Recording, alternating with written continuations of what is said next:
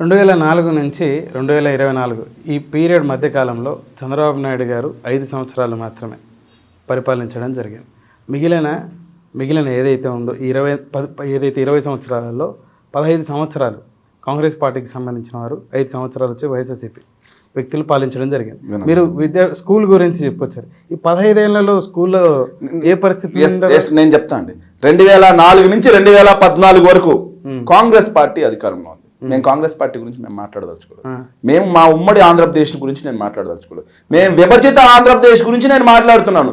5 సంవత్సరాల్లో నువ్వు బాగు చేసిన ఒక్క స్కూల్ చూపి అంటున్నాం.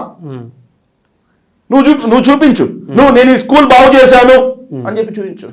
కానీ మేము 5 సంవత్సరాల్లో 2.5 సంవత్సరం కరోనా తగ్గింది మళ్ళీ మాకు. అయినా సరే మేము బాగు చేసిన స్కూల్స్ అన్ని.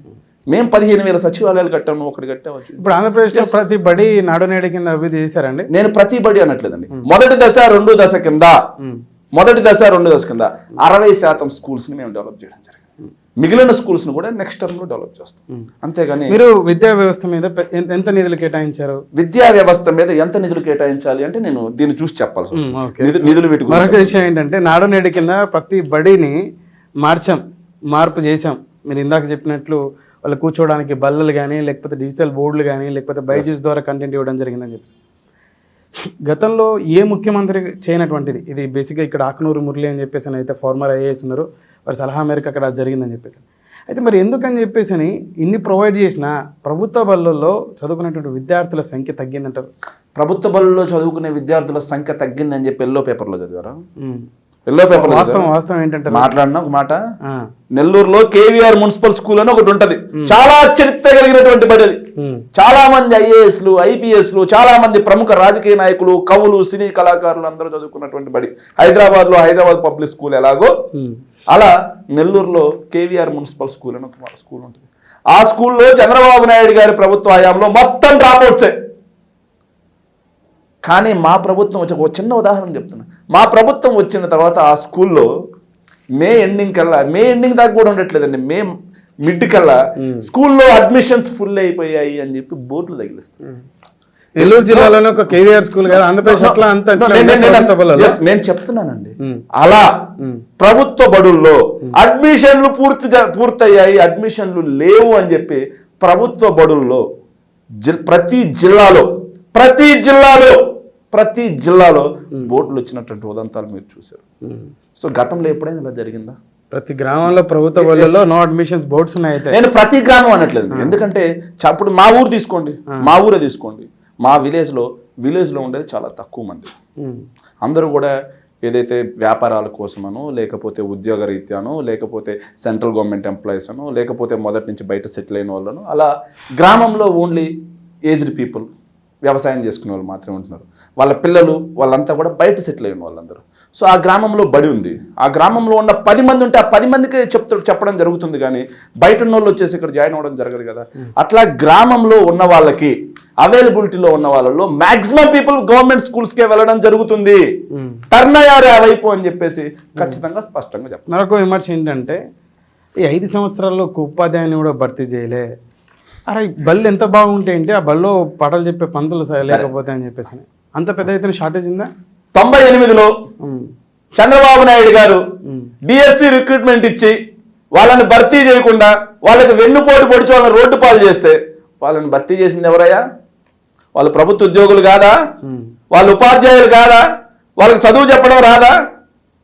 వాళ్ళు మేము చేసాం. 2008 మేమే చేసాం. చంద్రబాబు నాయుడు 2019 నోటిఫికేషన్ వేసి మాత్రమే వెళ్ళాడు. ఆ భర్తీ కూడా మేమే చేసాం. మళ్ళీ కొత్తగా మేము భర్తీ చేయడానికి నోటిఫికేషన్ కూడా ఇచ్చాం. 2.5 సంవత్సరం కరోనా అండి, గుర్తుపెట్టుకోవాలి మనం ముందుగా. 2.5 సంవత్సరం కరోనా. 62,000 కోట్ల రూపాయలు రాష్ట్ర ఖజానానికి రావాల్సినటువంటి డబ్బును మనం నష్టపోవడమే కాకుండా ప్రజా ఆరోగ్యం దృష్ట్యా ఇంకా ఎక్కువ నిధులు ఓన్లీ ఆరోగ్య రంగం మీద కరోనా టైంలో మనం ఖర్చు చేయాల్సిన పరిస్థితి వచ్చినప్పుడు రాష్ట్ర ఖజానాకి ఎంత భారం పడుతుంది, ఎంతమందిని తీసుకుంటే రాష్ట్ర ఖజానా భారం మోయగలదు అనేది ఒక ఫినాన్స్ నిపుణులు ఉంటారు, ఆర్థిక నిపుణులు. వాళ్ళ ప్రకారం ఇప్పుడు ముఖ్యమంత్రి జగన్మోహన్ రెడ్డి గారు 50,000 మందిని నేను రిక్రూట్ చేసుకోవాలి అనుకున్నా సరే వాళ్ళ ఆర్థిక సంఘం ఒకటి ఉంటుంది. ఆ భారాన్ని రాష్ట్ర ప్రభుత్వం భరించగలదా, భరించలేదా? ఇవన్నీ కూడా చెక్ చేసుకొని రాష్ట్ర ఆర్థిక పరిస్థితులకు అనుగుణంగా డిఎస్సిని కూడా మేము భర్తీ చేయడం జరిగింది. వీళ్ళంతా ఉద్యోగులు కాదా? వీళ్ళంతా ఉద్యోగులు కాదా? అయితే ప్రతిపక్ష నాయకుడుగా ఉన్నప్పుడు ఇన్ని ఖాళీలు ఉన్నాయి, వీటిని భర్తీ చేయొచ్చా అన్నాను కానీ గత నోటిఫికేషన్లకు సంబంధించిన వాళ్ళని భర్తీ చేసుకుంటా అని చెప్పేది అన్నారు కదా. జగన్మోహన్ రెడ్డి గారు 20,000 ఖాళీలు ఉన్నాయి, వీటన్నిటిని భర్తీ చేస్తా అన్నారు. ఎస్, వాటిల్లో వాళ్ళందరినీ భర్తీ చేయలేదా? భర్తీ చేశారా చేయలేదా? దానికి చెప్పండి. ఎప్పుడో ఎగ్జామ్ రాసిన వాళ్ళని భర్తీ చేసిందని నిన్న నిరుద్యోగ యువత భర్తీ అయినట్టు లక్ష. ఒక మాట చెప్తానండి, రాష్ట్రం మొత్తం మీద ఆంధ్రప్రదేశ్ రాష్ట్రం తీసుకోండి, స్వతంత్రం వచ్చిన రోజు నుంచి ఈ రోజు వరకు రాష్ట్రంలో ఉన్నటువంటి ప్రభుత్వ ఉద్యోగుల సంఖ్య ఎంత మీరు చెప్పండి. మీరే చెప్పండి. 3,80,000. స్వతంత్రం వచ్చినప్పటి నుంచి 2019 వరకు జగన్మోహన్ రెడ్డి గారి అధికారంలోకి వచ్చి 3,80,000 ప్రభుత్వ ఉద్యోగులు. కానీ మేము అధికారంలోకి వచ్చిన తర్వాత ప్రభుత్వ ఉద్యోగాలు ఎన్ని ఇచ్చామని చెప్పండి. చెప్పండి మీరు. సచివాలయం అని చెప్పేసి 2,30,000 ఉద్యోగాలు కేవలం 5 సంవత్సరాల్లో. అంటే స్వతంత్రం వచ్చిన నాటి నుంచి జగన్మోహన్ రెడ్డి గారు అధికారంలోకి వచ్చేంత వరకు 3,80,000 ఉద్యోగాలు ఉంటే ప్రభుత్వ ఉద్యోగాలు 2,30,000 ఉద్యోగాలు కేవలం 5 సంవత్సరాల్లో ఇచ్చాం. 1,20,000 సచివాలయ ఉద్యోగాలు ప్రభుత్వ ఉద్యోగాలు. అవునా కాదా? చెప్పండి మీరు. కాదా? ప్రభుత్వ ఉద్యోగాలు. ఎస్. ఏదైతే హెల్త్ సెక్టార్ లో మేము ఇచ్చినటువంటి 50,000 ఉద్యోగాలు చంద్రబాబు నాయుడు గారు గుండు సున్నా. మరి ప్రభుత్వ ఉద్యోగాలు అవునా కాదు? ఈ వాలంటీర్లు ఎన్ని ఇచ్చారు? లక్షణ. వాలంటీర్లు అసలు ప్రభుత్వ ఉద్యోగాలు మేము ఎక్కడ అంటున్నామండి? వాలంటీర్లు కాంట్రాక్ట్ అండ్ అవుట్ సోర్సింగ్, అంతేగాని ప్రభుత్వ ఉద్యోగాలు కాదు. సచివాలయ ఉద్యోగాలు ప్రభుత్వ ఉద్యోగాలు అని చెప్పి మీరు అనగలరా? ఒక చదువుకున్న వ్యక్తిగా, ఒక జర్నలిస్ట్ గా, ఒక సమాజం మీద బాధ్యత ఉండే వ్యక్తిగా, గ్రామాల్లో తిరిగే వ్యక్తిగా, మేము హైదరాబాద్ నగరంలో కూర్చో ప్రతిరోజు మీ ఊరికి వెళ్తుంటాం, నెలకు ఒకసారి 2 నెలలకు ఒకసారి. సచివాలయంలో ఉద్యోగం చేసేటువంటి ఏదైతే మహిళా పోలీస్ దగ్గర నుంచి తీసుకుంటే పంచాయతీ కార్యదర్శి వరకు, డిజిటల్ కార్యదర్శి, అలాగే digital assistant, welfare assistant, surveyor, వీళ్ళందరూ కూడా ప్రభుత్వ ఉద్యోగులా లేకపోతే వాలంటీర్సా? మీరు చెప్పండి. ప్రేక్షకులకు మీరు చెప్పండి, నేను చెప్పడం దీనికి మీరు చెప్పండి. ప్రభుత్వ ఉద్యోగులు ఒప్పుకున్నారుగా? ఎస్. మరి వాలంటీర్లు అని చెప్పి ఎలా మాట్లాడతారు? ఏదైతే సచివాలయాల్లో పనిచేసే ప్రభుత్వ ఉద్యోగుల్ని వాలంటీర్ ఉద్యోగులు అని చెప్పేసి ప్రతిపక్షాలు దుమ్మెత్తిపోయటం, మీలాంటి సమర్థులు కూడా దాన్ని సమర్థిస్తూ గ్రూప్ 1, గ్రూప్ 2, గ్రూప్ 3, గ్రూప్ 4 అలాగే పోలీస్ రిక్రూట్మెంట్ సంబంధించిన వీటిని కదా భర్తీ చేసా అన్నది జగన్మోహన్ రెడ్డి. కొత్త కాన్సెప్ట్ తీసుకొచ్చి నిరుద్యోగతని సచివాలయం గవర్నమెంట్ ఓన్లీ ఉద్యోగం అంటే గ్రూప్ 1 ఉద్యోగం, గ్రూప్ 2 ఉద్యోగమేనా? సచివాలయ ఉద్యోగం ప్రభుత్వ ఉద్యోగం కాదా? నేను ఇదే అడుగుతున్నానబ్బా. సో మొత్తం మీద 3,80,000 ఉద్యోగాలు మేము వచ్చేంత వరకు ఉన్నది. మేము వచ్చిన తర్వాత 2,30,000 ఉద్యోగాలు ఇచ్చాం. చరిత్రలో ఏ రాష్ట్రంలో జరగలేదు. చెప్పండి. ఛాలెంజ్. ఇప్పుడు యువత అంతా మీ వైపు ఉన్నారా? మా వైపు ఉందా లేదా అనట్లేదు. యువతకు మేము న్యాయం చేసాం అందరికంటే మిన్నగా అంటున్నాను. సరే, మీరు న్యాయం చేసినారని మీకు అంత దృఢ విశ్వాసం ఉంది కదా. నేనేమంటా అంటే 2019 ఎన్నికల సందర్భంగా, అంటే 19 కంటే ఆ ఎన్నికల సమయంలో వారు చేసినటువంటి జగన్మోహన్ రెడ్డి ఏదైతే పాదయాత్ర ఉందో ఆ పాదయాత్రలో వారికి చాలా పెద్ద ఎత్తున నిరుద్యోగిత నడవడం జరిగింది. జగన్మోహన్ రెడ్డి గారు యూనివర్సిటీల దగ్గరికి వెళ్ళి, కాలేజీల దగ్గరికి వెళ్ళి నిర్వహించారు. అక్కడ ప్రత్యేక హోదా వస్తే మనకు ఏ విధంగాటువంటి వెసులుబాటు ఉంటుంది, నియామకాలు, ప్రైవేట్ ఉద్యోగాలు ఏ మేరకు సాధించుకోగలుగుతాం, ప్రభుత్వ ఉద్యోగాలు నేను ఏ మేరకు భర్తీ చేయగలుగుతా, పోలీస్ కానీ లేకపోతే రెవెన్యూ డిపార్ట్మెంట్లో కానీ, ఇట్లా చెప్పుకోవడం జరిగింది. ఈ రోజు సరే మీరు సచివాలయం అనే కాన్సెప్ట్ తీసుకొచ్చి స్వతంత్రం వచ్చిన నాటి నుంచి నేటి వరకు ఎప్పుడు ఏ ముఖ్యమంత్రి చేయనటువంటి ఉద్యోగాలను భర్తీ చేయడం అంటున్నారు. మరి యువత అంతా కూడా పోటీ పరీక్షలకు సన్నద్ధమయ్యే యువత అంతా, నిరుద్యోగ యువత అంతా, అది ప్రైవేట్ సెక్టార్ కానీ ప్రభుత్వానికి సంబంధించిన సెక్టార్లలో ఉద్యోగం సంపాదించుకోవాలనేటువంటి యువత అంతా ఈరోజు మీతో ఉన్నారని మీరు భావిస్తారా? నేను ఒక మాట చెప్తానండి, యువత మాతో ఉన్నారా లేదా అని. ఇప్పుడు మేమేమి రాజకీయం కోసం వాళ్ళు ఓట్లేస్తారని చెప్పి ప్రజలకు మేము మంచి చేయట్లేదు. అరే మేము మంచి చేయప్పుడు ఎట్లా చెప్తాం? అరే నీకు ఉద్యోగం ఇస్తేనే ఓటేస్తావు అనేది కాదు మా కాన్సెప్ట్. ఓటు బ్యాంక్ రాజకీయం కాదు వైఎస్ఆర్ కాంగ్రెస్ పార్టీ రాజకీయం. వైఎస్ఆర్ కాంగ్రెస్ పార్టీ రాజకీయం రాష్ట్రం సమగ్రంగా సమూలంగా అభివృద్ధి చెందాలి. రాష్ట్రంలో ఇంకో 50 సంవత్సరాలు పోయినా సరే జగన్మోహన్ రెడ్డి గారి పాలన సువర్ణ అక్షరాలతో లిఖించబడి ఉండాలి. ఎస్, జగన్మోహన్ రెడ్డి గారి పాలన అంటే ఒక గుప్తుల స్వర్ణయుగం లాంటిది చెప్పుకోవాలి అనే కాన్సెప్ట్ మాత్రమే మా వైఎస్ఆర్ కాంగ్రెస్ పార్టీది. మేము చెప్తున్నాం అబ్బా, డైరెక్ట్ గా యువతను కూడా అడుగుతున్నాం, మేము మీ ద్వారా యువతను కూడా అడుగుతున్నాం. స్వతంత్ర భారతదేశ చరిత్రలో ఏ రాష్ట్రమైనా తీసుకోండి ఎజెండాగా 5 సంవత్సరాల కాలంలో 2,30,000 ప్రభుత్వ ఉద్యోగాలు కల్పించిన రాష్ట్రం ఏదైనా ఉందా? 2.5 సంవత్సరం కరోనాతో పోయింది. మళ్ళీ చెప్తున్నాను, 62,000 కోట్ల రూపాయలు మనం లాస్ అయ్యాం. వాటికి అదనంగా ప్రజారోగ్యం మీద వినండి, వాటికి అదనంగా ప్రజారోగ్యం మీద ఇంకో 50,000 కోట్ల రూపాయలు ఎక్కువగా ఖర్చు చేయాల్సిన పరిస్థితి. ఎంత ఆర్థిక భారం ఉన్నా సరే ప్రపంచం మొత్తం కుదేలైపోయిందండి. మన ఒక ఆంధ్రప్రదేశ్ కాదు, ప్రతి రాష్ట్రం కుదేలైపోయింది, ప్రతి దేశం కుదేలైపోయింది. అక్కడ ఎక్కడా కూడా ప్రభుత్వ ఉద్యోగాలు ఇచ్చే పరిస్థితి లేదు, చూసుకోండి మీరు. కానీ ఆంధ్ర రాష్ట్రం సరే, ప్రభుత్వ ఉద్యోగాలు ఇంత పెద్ద ఎత్తున చేసిన అంటున్నారు. ఈ 5 సంవత్సరాలలో ప్రైవేట్ రంగంలో ఎన్ని పరిశ్రమలు తీసుకొచ్చి ఏ మేరకు ఉపాధి అవకాశాలు కల్పించారంటే? నేను చెప్తానండి. చంద్రబాబు నాయుడు గారి ప్రభుత్వం ఆంధ్రప్రదేశ్లో జగన్మోహన్ రెడ్డి గారు ముఖ్యమంత్రి అయిన తర్వాత వచ్చినటువంటి పరిశ్రమలు ఏంటి, వాటి ద్వారా యువత పొందినటువంటి ప్రైవేట్ సెక్టార్లో ఉద్యోగాలు? మంచి మంచి ప్రశ్న అడిగారండి. కేఏ పాల్ గారు చెప్తుంటారు చూసిన మంచి ప్రశ్న అండి. అలాంటి మంచి ప్రశ్న అడిగారు. ఎస్ బాబు, ఒకసారి జూమ్ చేయమ్మా దీన్ని. బాబు ఒకసారి దీన్ని జూమ్ చేయండి. ఇది మినిస్ట్రీ ఆఫ్ కామర్స్ వాళ్ళు ఇచ్చినటువంటి డేటా అండి. బాబు ఒకసారి ఈ పాయింట్ వరకు జూమ్ చేయమ్మా. ఏం రాసింది అక్కడ? వీక్షకులు కూడా గమనించండి ఒకసారి. ఏం రాసిందండి అక్కడ?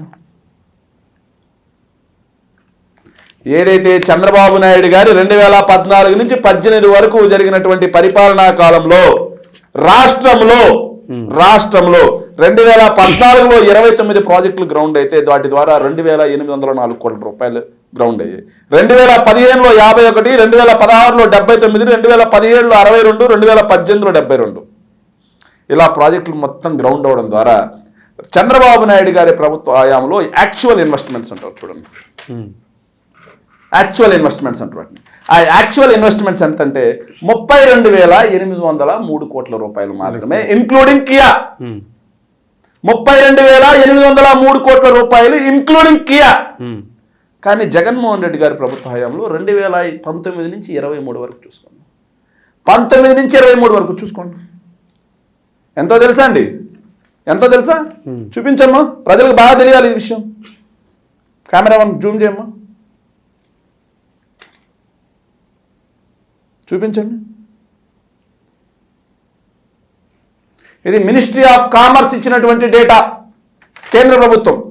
దాంట్లో జగన్మోహన్ రెడ్డి గారి ప్రభుత్వ హయాంలో ఒక్క 2022లోనే 45,000 కోట్ల రూపాయలు గ్రౌండ్ చేశాం.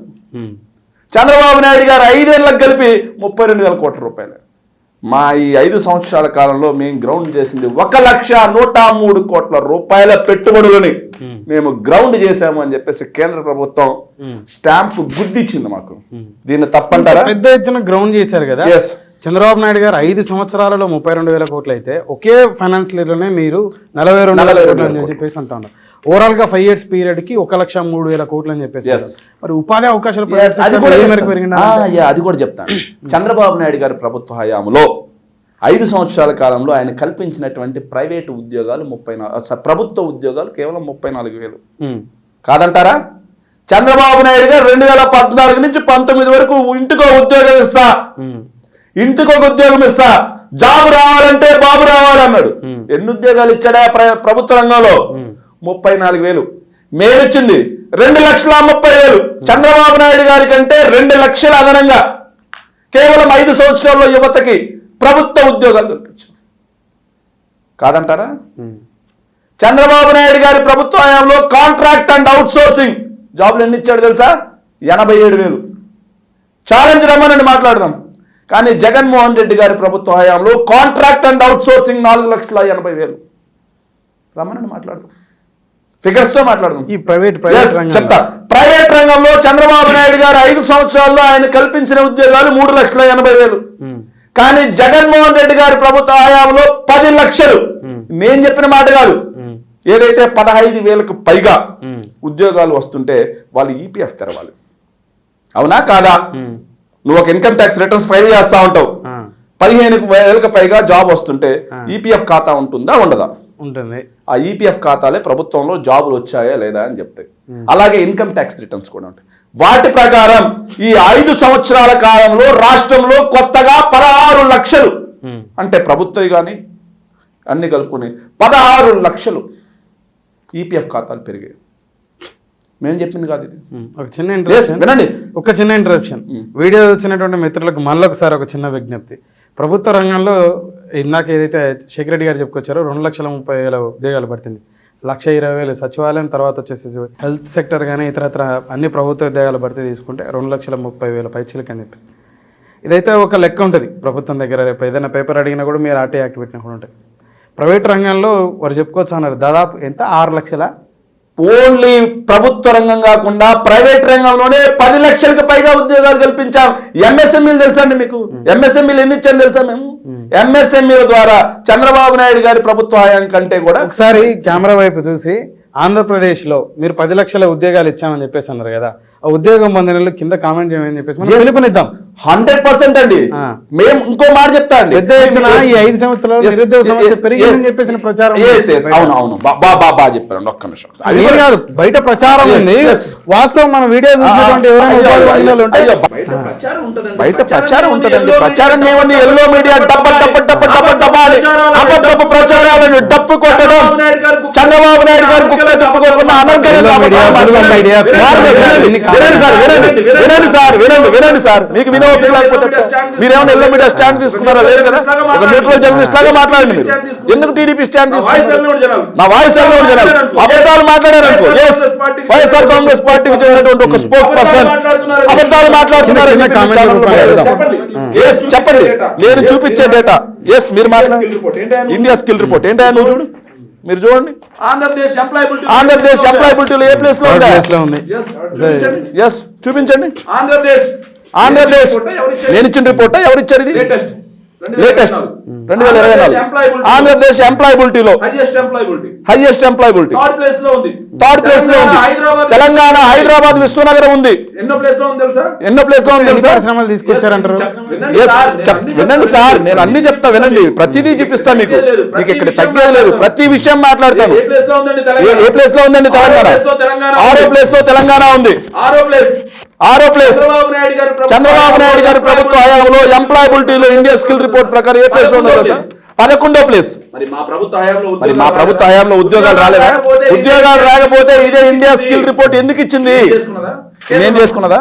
కేంద్ర ప్రభుత్వ సంస్థ ఎందుకు ఇచ్చింది? ఇది తప్పంటే మోడీతో మీరు సఖ్యతగా ఉన్నారు. మోడీ బాబు జోడీ అన్నారు, మళ్ళీ పెళ్లి చేసుకున్నారుగా. మోడీ తప్పట్టండి. ఏమయ్యా మోడీ? ఏదైతే జగన్మోహన్ రెడ్డి గారి ప్రభుత్వ హయాంలో ఉద్యోగాలే రాకపోతే నువ్వు ఎట్ట ఇట్లు పొట్టిపిస్తావు?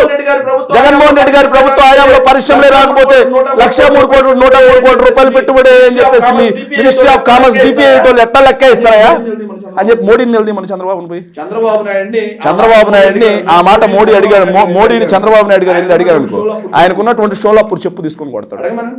మీడియా ముందు అబద్ధాలు మాట్లాడటం, అవాస్తవాలు మాట్లాడటం కాదు. రండి, జనాల్లోకి రండి, మీరు రండి, మీ ఛానల్ రండి. ఇచ్చాపురం దగ్గర నుంచి మొదలు పెట్టుకొని కుప్పం వరకు వెళ్దాం. ఎక్కడెక్కడ ఏ పరిశ్రమలు మీ ప్రభుత్వంలో గ్రౌండ్ చేసామో చూపిస్తాం మీకు.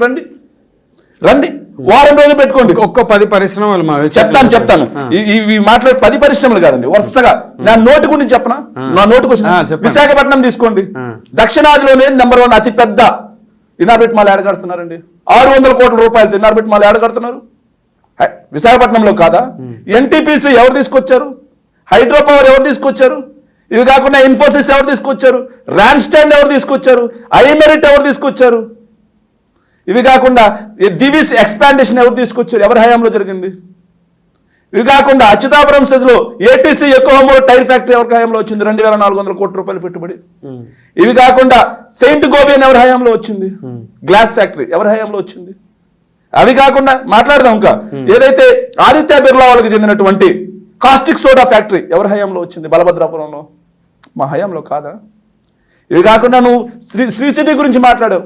శ్రీ సిటీ చంద్రబాబు నాయుడు గారికి మనకి కంపేర్ చేద్దామా? మాట్లాడదామా శ్రీ సిటీ గురించి? శ్రీ సిటీ 2007 టైంలో రాజశేఖర్ రెడ్డి గారు ఇనాగ్రేషన్ చేస్తుంటే భూపందారం చేస్తున్నాడు, భూములు దోచిపెడుతున్నాడు అని చెప్పేసి అదే పనిగా తప్పుడు ప్రచారం. ఇప్పుడైతే జగన్మోహన్ రెడ్డి గారి మీద ఏ తప్పుడు ప్రచారం చేస్తున్నారు, ఆనాడు కూడా అదే చేశారు. కానీ ఈ రోజు శ్రీ సిటీ ఆంధ్ర రాష్ట్రానికి బంగారు గుడ్లు పెట్టే ఒక బాతులా తయారైంది. అది రాజశేఖర రెడ్డి గారి విజనరీ. అక్కడ మేము వచ్చిన తర్వాత Blue Star, Havells, Amber, Epack, Panasonic ఇవన్నీ కూడా ఎవరి ప్రభుత్వ హయాంలో వచ్చాయి? ఓన్లీ ఒక్క ఎలక్ట్రానిక్స్ మ్యానుఫ్యాక్చరింగ్ సెక్టర్లోనే 10,000 కోట్ల రూపాయల రాష్ట్రంలో 2019 నుంచి మేము గ్రౌండ్ చేసి 10,000 కోట్ల రూపాయలు ఓన్లీ ఎలక్ట్రానిక్ సెక్టర్లోనే గ్రౌండ్ చేసి వాటి ద్వారా 36,000 మందికి ఉద్యోగాలు ఇచ్చాము. రమ్మని చెప్పండి, మాట్లాడదాం, చూపిస్తా చేయి పట్టుకుని. మీరు 10 లక్షల వినండి, ఇంకా చెప్తాను. నేను ఇక్కడే అయిపోలేదు, ఇంకా చెప్తానండి. ఇవి కాకుండా ఇంకా నా దగ్గర చాలా ఉన్నాయి, నాట్ అండ్ ఈజీ. ఇంకా చూసుకుంటే కొప్పర్తి సెస్ తీసుకోండి. కొప్పర్తి సెస్ ఎవరి ప్రభుత్వ హయాంలో పునాది రాయబడింది, అక్కడ ఎవరి ప్రభుత్వ హయాంలో ఈఎంసీ ఎలక్ట్రానిక్ మ్యానుఫ్యాక్చర్ క్లస్టర్ ఎవరి హయాంలో వచ్చింది? ఆ కొప్పర్తి ఈఎంసీలో 3,775 కోట్ల రూపాయలు గ్రౌండ్ చేసి వాటి ద్వారా 10,000 మందికి మా ప్రభుత్వ హయాంలో ఎంప్లాయబిలిటీ ఇచ్చాం. మీకు అంత మాత్రం అనుమాత్రం ఉన్నా, ఇసుమంతా మీకు అనుమానం ఉన్నా సరే, గోటు కొప్పర్తి, కడప ఎయిర్పోర్ట్ పక్కనే పోతే కొంచెం దూరం వెళ్ళగానే రైట్ సైడ్లో ఉంటుంది. కొప్పర్తి సెస్కెళ్ళి అయ్యా ఇక్కడ నిజంగా పరిశ్రమ వచ్చిందా రాలేదా, దీని ద్వారా ఎంప్లాయబిలిటీ ఉందా లేదా అని చెప్పేసి ఎవరైనా సరే తీసుకొచ్చి పెడితే అప్పుడు నేను మాట్లాడతాను ఉందా లేదా అనే విషయం. నిజాలు ఎలా ఉన్నాయి? నేను ఒక మాట చెప్తానండి, ఒక్క ఎంఎస్ఎంఈ సెక్టార్లోనే 4 లక్షల ఎంఎస్ఎంఈలు తీసుకొచ్చాం మేము. ఒక్కొక్క ఎంఎస్ఎంఈస్కి, ఒక్క ఎంఎస్ఎంఈకి, ఏదైతే సూక్ష్మ చిన్న తరహా పరిశ్రమలు అని చెప్పి తెలుగులో ఉంటారు, ఒక్క ఎంఎస్ఎంఈలో కనీసం 2 ఎంప్లాయబిలిటీ వేసుకోండి. 2 కనీసం ఎంత వచ్చినట్టు అండి?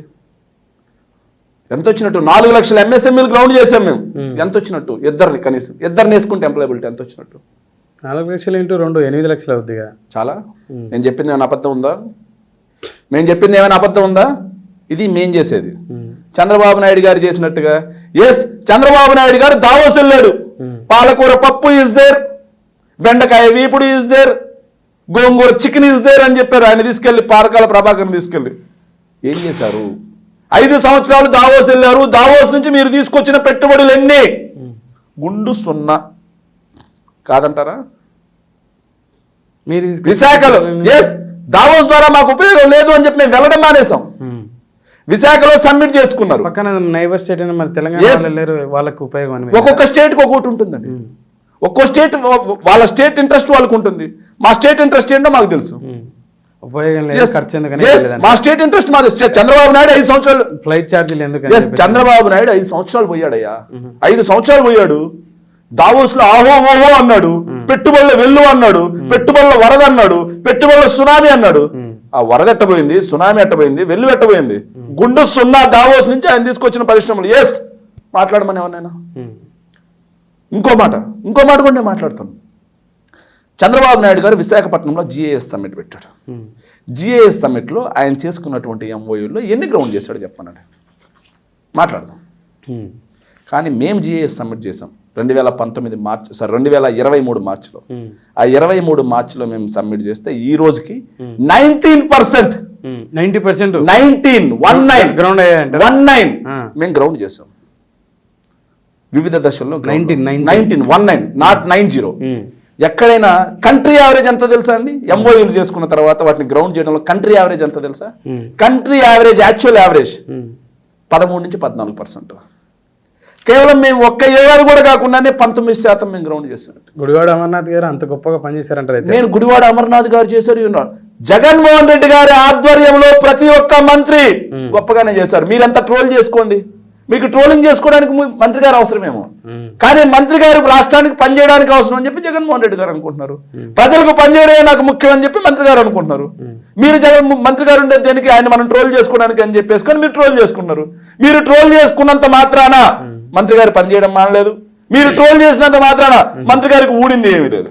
మీకు సునకానందం తప్పిస్తే రాష్ట్ర బ్రాండ్ ని దెబ్బతీసే విధంగా మీరు ట్రోల్ చేసుకున్నారు. రాష్ట్రం మీద చిత్తశుద్ధి లేదు, రాష్ట్రం మీద బాధ్యత లేదు, రాష్ట్ర బ్రాండ్ ఏమైపోయినా పర్లేదు, మనకు ట్రోల్స్ సునకానందం ముఖ్యం. కానీ ఆడ మంత్రి గారు చేసినటువంటి పని ఏదైతే ఉందో దాన్ని మర్చిపోయాం. మంత్రి గారు ప్రొజెక్ట్ చేయకపోవచ్చు మాట అండి. మంత్రి గారు నేను పలానా పని చేశాను అని చెప్పి ఆయన చెప్పుకోవడం చేతకాకపోయి ఉండొచ్చు. మీరు ట్రోల్ అని చెప్పేసి ఇంతగాని ఇబ్బంది పడకుండా చెప్పుకొస్తున్నారు. మేకపాటి గౌతమ్ రెడ్డి గారి మీద ఒక్క ట్రోల్ జరగలే, ఒక్క చిన్న బ్యాడ్ కామెంట్ రాలే. గుడివాడ అమర్నాథ్ గారి మీద మాట చెప్తా అండి, వారి మాట గుడ్డు ఇప్పుడే వచ్చింది. వినండి సార్, మాట చెప్తాను. మేకపాటి గౌతమ్ రెడ్డి గారు బై బర్త్ ఊటీ స్కూల్లో చదివిన వ్యక్తి. మేకపాటి గౌతమ్ రెడ్డి గారు మొదటి నుంచి కూడా వ్యాపార ఫ్యామిలీలో ఉన్న వ్యక్తి. మేకపాటి గౌతమ్ రెడ్డి గారు ఏదైతే కేఎంసీ అనే ఒక సంస్థని దిగ్విజయంగా విజయవంతంగా నిర్వహించినటువంటి ఒక పెద్ద బిజినెస్ మ్యాన్, దేశవ్యాప్తంగా అంతర్జాతీయ వ్యాప్తంగా ఏదైతే పారిశ్రామికవేత్తలందరితో కూడా క్లోజ్ యాక్సెస్ ఉన్నటువంటి ఒక బిజినెస్ మ్యాన్. ఆయన వే ఆఫ్ అప్రోచ్కి, ఆయన వే ఆఫ్ థింకింగ్కి, ఆయన వే ఆఫ్ టాకింగ్కి గుడివాడ అమర్నాథ్ గారిని పోల్చి చూడటం అనేది నేను ఒప్పుకోను. ఎందుకంటే గుడివాడ అమర్నాథ్ గారి బ్యాక్గ్రౌండ్ వేరే, గౌతమ్ రెడ్డి గారి బ్యాక్గ్రౌండ్ వేరే. గుడివాడ అమర్నాథ్ గారు వర్క్ చేసిన మాట వాస్తవం, కానీ గుడివాడ అమర్నాథ్ గారికి దాన్ని ఎలా ఎక్స్ప్లెయిన్ చేయాలి అనే విషయంలో ట్రోల్స్ గురయ్యాడు తప్పిస్తే గుడివాడ అమర్నాథ్ గారు పని చేయలేదు అంటే మాత్రం చెప్పుకోండి. గుడివాడ అమర్నాథ్ గారు పని చేయకుండానే ఇన్ని పరిశ్రమలు వచ్చాయంటారా? పోల్చి చూస్తున్నారుగా మీరు, పోల్చి చూస్తున్నారుగా. ఇంకా నేను మాట్లాడతా, పోల్చి చూస్తున్నారుగా. చంద్రబాబు నాయుడు గారు అబ్బా ఆయన హయాంలో రాయలసీమ, కర్నూలు, కడప, అనంతపూర్లో అలాగే చిత్తూరులో ఏ పరిశ్రమలు వచ్చాయంటారు? ఎస్, ఖచ్చితంగా. మీరు ఒక నిమిషం ఆగుతా అంటే నేను పరిశ్రమలు కూడా రాయలసీమ పర్యటన సందర్భంగా ఒక్క పరిశ్రమ కూడా ఇక్కడ నెలకొల్పాలని చెప్పేసి ప్రతిపక్ష నాయకులు కర్నూలులో గోరకల్ల దగ్గర కర్నూలులో ఏదైతే గ్రీన్ కో రెన్యూబుల్ ఎనర్జీ ప్రాజెక్టు నడుస్తుందా లేదా మీ ఊరు పక్కన వెళ్ళి చూసి రావాల్సింది, బాగుంటది. మీ ఊరికి దగ్గరే ఒక 25 నుంచి 30 కిలోమీటర్లు. ఇది కెమెరా తీసుకెళ్లి పని నడుస్తుంది, మీకు దాన్ని ఏమైనా పర్మిషన్ కావాలంటే సునీల్ అన్న దగ్గర నుంచి నేను ఇప్పిస్తాను గ్రూన్ కు. మీరు హ్యాపీగా తీసుకొని ఎస్ పని నడుస్తుంది అని చెప్పేసి మీరు స్పష్టంగా చెప్పొచ్చు. మీరు ఇంకా మొన్న ఈ మధ్య మీకు కావాల్సింది ఏంటంటే కర్నూలు, అనంతపురం డేటా కావాలండి, ఇస్తానండి. ఒక్క నిమిషం ఆగితే మీకు ఇచ్చేస్తాను. అనకాపల్లి, ఏలూరు, కడప. కడపలో సెంచరీ ఫ్లైవుడ్ అని చెప్పేసి బద్వేల్ దగ్గర వచ్చిందండి. దాన్ని ఎవరు నిర్మించారండి? ఎవరు ప్రభుత్వ హయాంలో వచ్చింది? మా ప్రభుత్వ హయాంలో వచ్చింది. ఆల్ డిక్సన్ టెక్నాలజీస్ ఎవరు ప్రభుత్వ హయాంలో వచ్చిందండి? మా ప్రభుత్వ హయాంలో వచ్చింది. సిరిడి సాయి ఎలక్ట్రికల్స్ ఎవరు ప్రభుత్వ హయాంలో వచ్చిందండి? మా ప్రభుత్వం. ఇక జువారీ సిమెంట్ లిమిటెడ్ ఎవరు ప్రభుత్వ హయాంలో తెచ్చాం? మేము తెచ్చాం. ఇక ర్యాంకో సిమెంట్స్ నంద్యాల దగ్గర. కర్నూలు దగ్గర ఏదైతే Sree Rayalaseema alkalies allied chemicals limited మేమే తీసుకొచ్చాం. ఇవి కాకుండా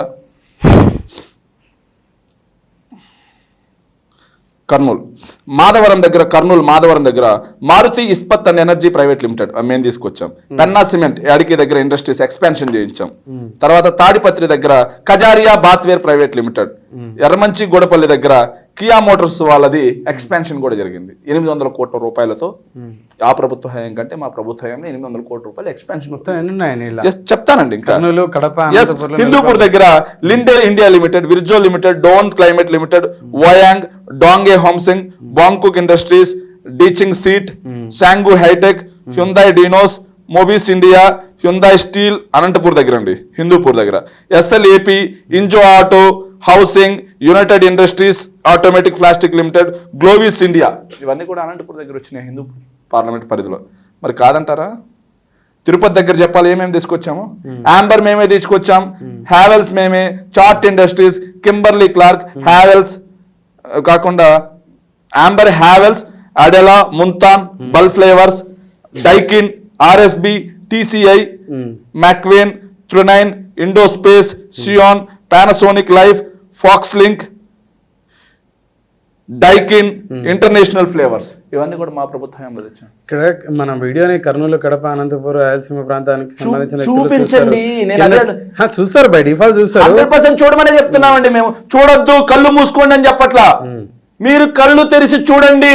చెవులు ఈ పరిశ్రమలు వాళ్ళ ఊర్లలో ఏ విధంగా ఉన్నాయని చెప్పేసి వాళ్ళు కామెంట్ల రూపంలో వీడియో తీసి వ్యక్తపరచండి అని నేను చెప్తున్నాను. మీకు హాస్యాస్పదం అనిపించవచ్చు, రాష్ట్రంలో అభివృద్ధి జరుగుతున్నా లేదు అని చెప్పడంలో మీకు ఆనందం ఉండొచ్చు, రాష్ట్రంలో పరిశ్రమలు వస్తున్నా రావట్లేదు అని చెప్పడంలో మీకు ఆనందం ఉండొచ్చు. రాష్ట్రంలో వినండి సార్, మీ కళ్ళల్లో కనిపిస్తుంది ఆనందం, మీకు స్పష్టంగా కనిపిస్తుంది. నేను చెప్తుంటే మీకు అబద్ధమేమో అనిపిస్తుంది. ఎస్, ఇతను అబద్ధాలు చెప్తున్నాడు, కింద మనం ట్రోల్ చేయొచ్చు, ఆనందం మీకు కనిపిస్తుంది. ఇప్పుడు వారు చెప్పుకొచ్చిందని మీ ముందర ఉంచాను, మీరు ఒక వాదన చెప్పుకొస్తున్నారు. నేనేమంటున్నా, మీ కళ్ళల్లో మీ మొహంలో ఏం కనిపిస్తుందో చెప్పనండి నరసింహ గారు, ఏం కనిపిస్తుందో చెప్పనా మీ కళ్ళల్లో? ఎస్, వీడన్ని అబద్ధాలు చెబుతున్నాడు, కింద కామెంట్లలో వీడిని విపరీతంగా ట్రోల్ చేయించి అనిపిస్తుంది. ఛాలెంజ్. నేను చెప్పేది అబద్ధం అయితే మీరు ట్రోల్ అవుతారండి. మీరు చెప్పే వాస్తవాలని మీరు అనుకున్నప్పుడు ఎందుకు మీరు ట్రోల్ అవుతారు? తర్వాత మీలో కనిపిస్తుంది అని చెప్పండి, నేను కాదండి. మీలో అది కనిపిస్తుంది ఆనందం, నేను అవుతాను నేను చెప్పట్లా, మీలో ఆనందం కనిపిస్తుంది. శేఖర్ రెడ్డి నిజాలు మాట్లాడతారనే విశ్వాసం నాకైతే ఉంది. నేనేమంటున్నా, ఏదైతే మీరు చెప్పినటువంటి పరిశ్రమలో ఎవరైనా ఉద్యోగి ఉంటే కింద కామెంట్ రూపంలో చెప్పమని చెప్తాను అంతే. దాన్ని మీరు మీ కళ్ళల్లో ఆనందం ఎలా కనిపిస్తుంది అంటే, అమ్మయ్యా వీళ్ళు అబద్ధాలు చెప్పేస్తున్నట్టున్నారు, కింద కామెంట్లలో వీళ్ళు తిట్టండ్రా అనే ఫీల్ లో మీరు ఉన్నారు. కాకపోతే మీ ఆశలు నెరవేరవు, తిట్లో లేకపోతే పొగడతలో ఏదొచ్చినా మీకే వస్తాయి. ఆశలు మీకు నెరవేరవు, ఆ ఆశలు మీకు నెరవేరే ప్రసక్తే లేదు.